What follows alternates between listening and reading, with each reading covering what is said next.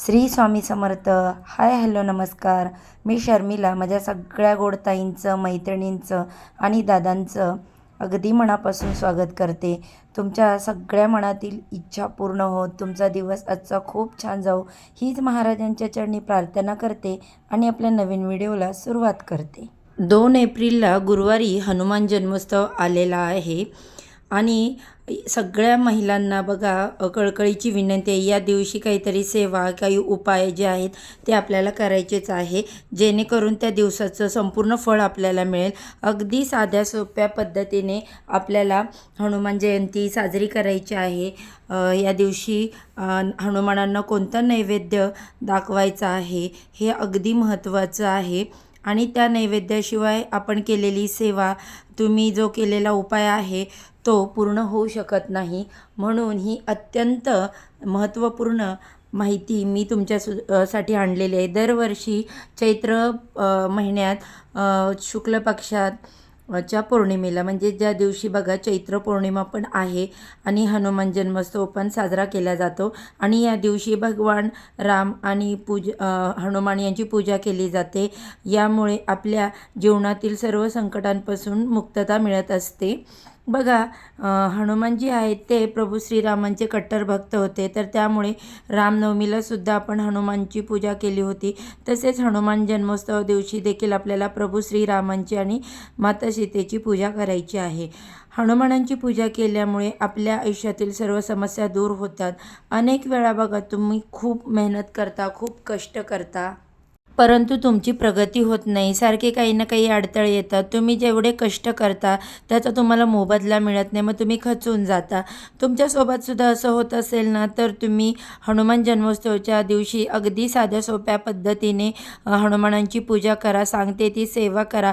ही अत्यंत प्रभावी सेवा आहे. यामुळे हनुमान जयंतीचा दिवशी आपण ही पूजा केल्याने हनुमानजींचा आशीर्वाद आपल्यावर राहतो आणि आपल्या आयुष्यातील सगळ्या प्रकारचे मानसिक, शारीरिक, जे काही आर्थिक दोष आहेत, त्रास आहेत, तर ते दूर होतात आणि आपल्या मनातील कठीणातील कठीण इच्छा पूर्ण होण्यासाठी मदत होते. तर या दिवशी आपल्याला त्यामुळे साध्या पद्धतीने, अगदी सोप्या पद्धतीने पूजा करायची आहे. तर पूजा कशी करायची आहे बघा, आपण हनुमानांचा फोटो किंवा मूर्ती देवघरामध्ये पूजत नाही.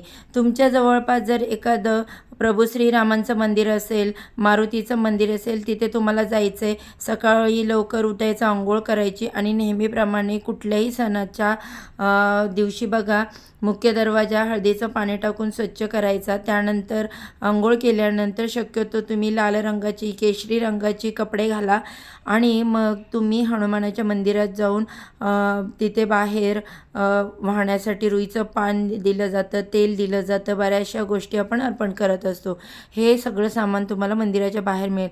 हे घेऊन तुम्हाला हनुमानांना अर्पण करायचं आणि त्यानंतर तुम्हाला हनुमानांना तुळशीपत्र, यासोबतच बुंदीचे लाडू हे अर्पण करायचे आहेत.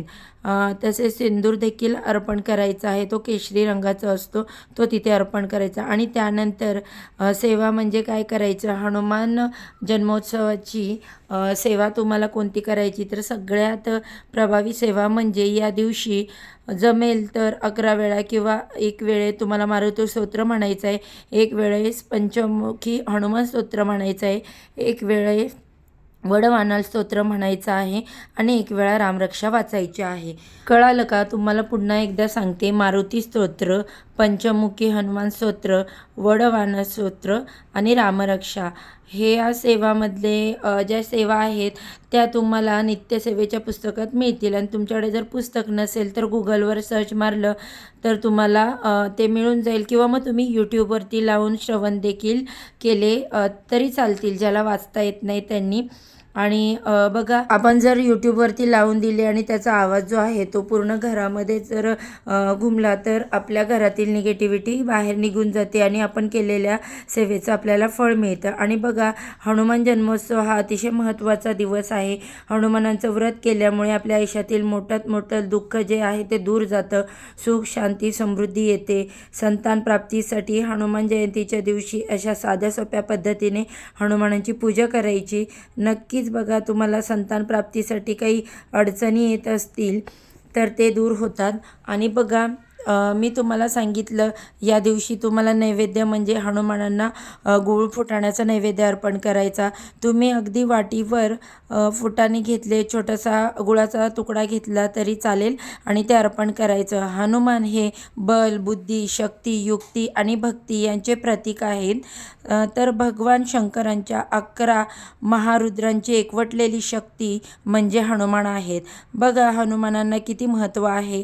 तर त्यामुळे हनुमान जन्मोत्सवाच्या दिवशी तुम्हाला सांगितल्याप्रमाणे जे स्तोत्रमंत्र आहेत ते तुम्हाला म्हणायचे आहेत. मंदिरामध्ये जाऊन हनुमानांचं तुम्हाला मानसन्मान करायचा आहे, नारळ अर्पण करायचा आहे, नंतर रुईच्या पानांची माळ अर्पण करायची, तेल अर्पण करायचे. नैवेद्य म्हणजे तुम्हाला बेसनाचे किंवा बुंदीचे लाडू यासोबतच तुम्हाला फुटाणे आणि गूळ देखील अर्पण करायचा आहे. आपल्या आयुष्यातील संकट, दुःख येऊ नये आणि आपल्या प्रगतीचे मार्गात अडथळे येऊ नये. आणि माणूस म्हटलं की बघा दुःख येतं. सुख असणारा माणूस तुम्हाला जगात एकही सापडणार नाही. किती श्रीमंत असू दे, किती गरीब असू दे, दुःख सुख हे एकामागोमाग येतच असतं. दुःख आल्यानंतर ते पेलवण्याची ताकद आपल्यामध्ये यावी. चुटकीसरशी आपण ते पळवून लावं. हे दुःख जे आहे पेलवण्यासाठी आपल्याला ताकद मिळावी म्हणून आपल्याला हनुमानासारखं बळ येणं महत्त्वाचं आहे. आणि त्यामुळेच हनुमानांची कृपादृष्टी प्राप्त होण्यासाठी मी तुम्हाला सांगितल्याप्रमाणे हनुमान जयंतीच्या दिवशी तुम्ही सांगितलेली सेवा करायची, नैवेद्य अर्पण करायचा. चैत्र पौर्णिमा या दिवशी असते. दिवस पाहायला गेला तर खूप चांगला आहे, खूप प्रभावी दिवस आहे. त्यामुळे न चुकता न विसरता तुम्हाला या सेवा करायच्या जेणेकरून आपल्या आयुष्याचं कल्याण होईल. तर बघा हनुमान जन्मोत्सव कसा साजरा करायचा, कोणता नैवेद्य अर्पण करायचा, ही संपूर्ण माहिती मला तुमच्यापर्यंत पोचवायची होती.